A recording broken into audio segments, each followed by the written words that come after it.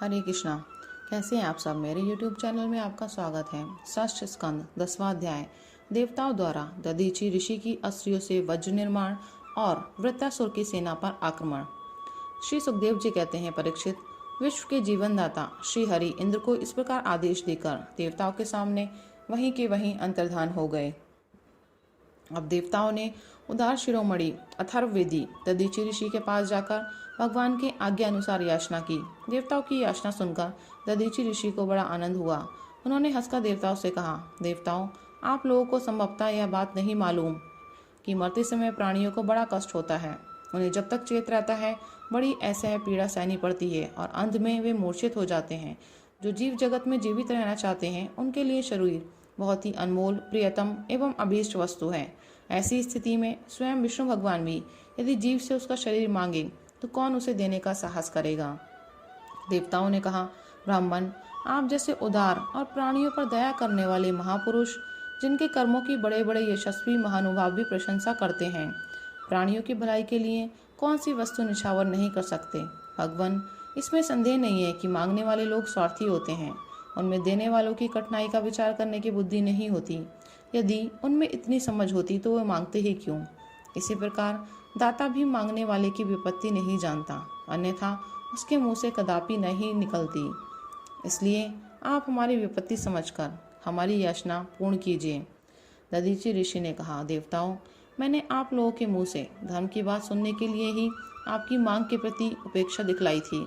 यह लीजिए, मैं अपने प्यारे शरीर को आप लोगों के लिए अभी छोड़ देता हूँ, क्योंकि एक दिन यह स्वयं ही मुझे छोड़ने वाला है।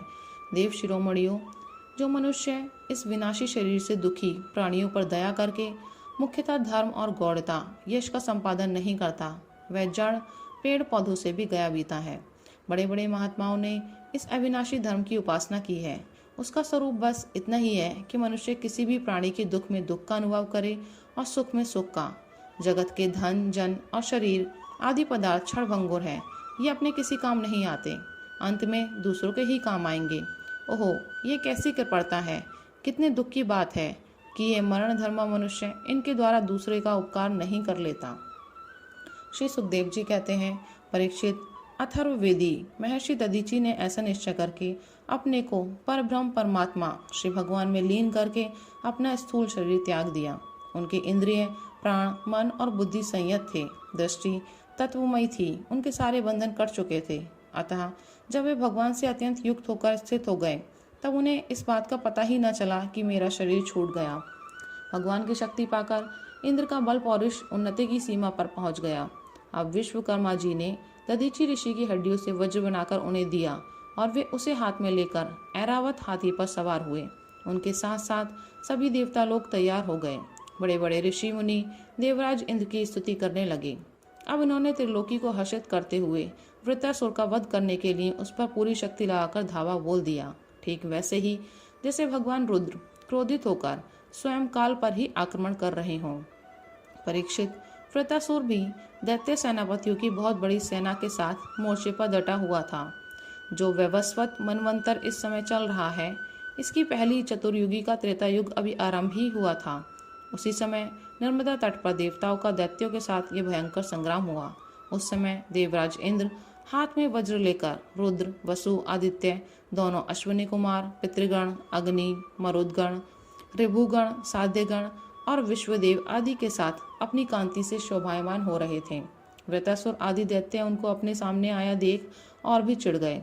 तब नमुचि, शंबर, अनर्वा, द्रिमूर्धा, ऋषभ, अंबर, हैग्रीव, शंकुशिरा, विप्रचिति, अयोमुख, पुलोमा, वृषपर्वा, प्रहेति, हेति, उत्कल, सुमाली, माली आदि हजारों दैत्य दानव एवं यक्ष राक्षस स्वर्ण के साथ समान से सुसज्जित होकर देवराज इंद्र की सेना को आगे बढ़ने से रोकने लगे।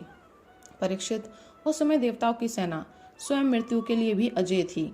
वे घमंडी असुर सिंहनाद करते हुए बड़ी सावधानी से देव सेना पर प्रहार करने लगे।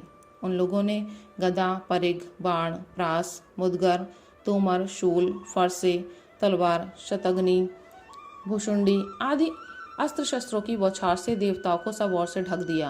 एक पर एक इतने बाण चारों ओर से आ रहे थे कि उनसे ढक जाने के कारण देवता दिखलाई भी नहीं पड़ते थे। जैसे बादलों से ढक जाने पर आकाश के तारे नहीं दिखाई देते। परीक्षित, वह शस्त्रों और अस्त्रों की वर्षा देव सैनिकों को छू तक न सकी।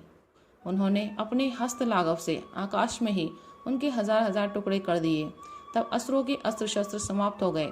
तब वे देवताओं की सेना पर पर्वतों के शिखर, वृक्ष और पत्थर बरसाने लगे, परंतु देवताओं ने उन्हें पहले की ही भांति काट गिराया। परीक्षित, जब वृत्रासुर के अनुयायी असुरों ने देखा कि उनके असंख्य अस्त्र शस्त्र भी देव सेना का कुछ न बिगाड़ सके, यहाँ तक कि वृक्षों, चट्टानों और पहाड़ों के बड़े बड़े शिखरों से भी उनके शरीर पर खरोच तक नहीं आई, सबके सब सकुशल हैं, तब तो वो बहुत डर गए। दैत्य लोग देवताओं को पराजित करने के लिए जो जो प्रयत्न करते वे सबके सब निष्फल हो जाते। ठीक वैसे ही जैसे भगवान श्री कृष्ण के द्वारा सुरक्षित भक्तों पर क्षुद्र मनुष्य के कठोर और अमंगल में दुर्वचनों का कोई प्रभाव नहीं पड़ता। भगवत विमुख असुर अपना प्रयत्न व्यर्थ देखकर उत्साह रहित हो गए। उनका वीरता का घमंड जाता रहा।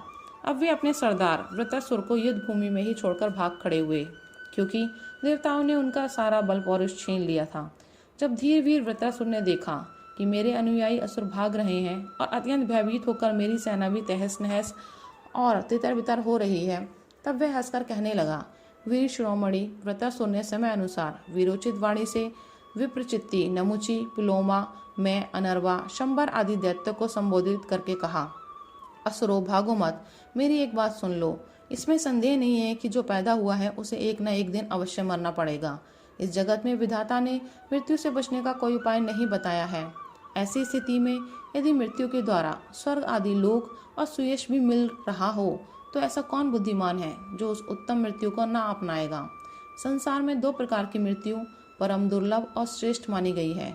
एक तो योगी पुरुष का अपने प्राणों को वश में करके ब्रह्म चिंतन के द्वारा शरीर का परित्याग, और दूसरा युद्ध भूमि में सेना के आगे रहकर बिना पीठ दिखाए जूझ मरना। तुम लोग भला ऐसा शुभ अवसर क्यों खो रहे हो। हरे कृष्णा, राधे राधे।